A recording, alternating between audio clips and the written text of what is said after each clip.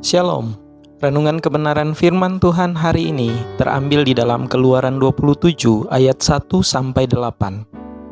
Judul renungan hari ini, berdiri di atas mezbah. Karena kita telah dibeli dengan darah Kristus, kita tidak lagi hidup sebagai budak dosa, tetapi sebagai anak angkat Allah. Hidup kita dibersihkan dari dosa, tapi bukan berarti kita bebas hidup sembrono seperti yang kita inginkan. Bahkan keinginan kita pun harus berubah. Keinginan kita seharusnya bukan untuk dunia, melainkan untuk Allah. Dalam Roma 12 ayat 1, Paulus menulis, "Karena itu saudara-saudara, demi kemurahan Allah aku menasihatkan kamu, supaya kamu mempersembahkan tubuhmu sebagai persembahan yang hidup, yang kudus dan yang berkenan kepada Allah. Itu adalah ibadahmu yang sejati." Tuhan memberikan Musa desain untuk sebuah mezbah, di mana binatang yang tidak bercacat dikorbankan untuk menggantikan orang Israel yang berdosa.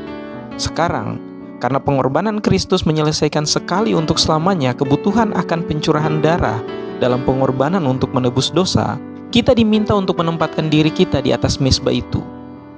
Ini sepenuhnya bertentangan dengan filosofi masyarakat kita tentang melakukan apa yang membuat diri kita bahagia. Sebaliknya, kita diminta untuk menggemakan kata-kata Paulus dalam Galatia 2 ayat 20 yang berbunyi, "Namun aku hidup, tetapi bukan lagi aku sendiri yang hidup, melainkan Kristus yang hidup di dalam aku.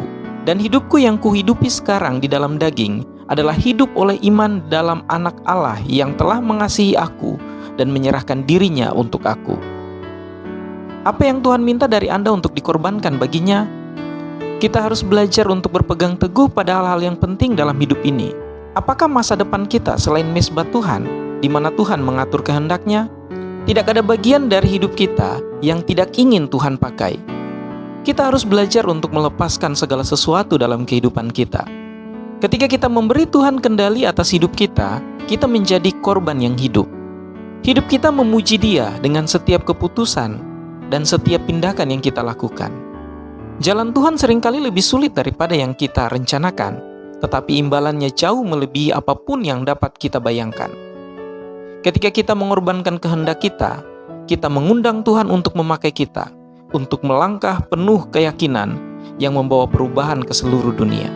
Kiranya Tuhan Yesus memberkati kita semua.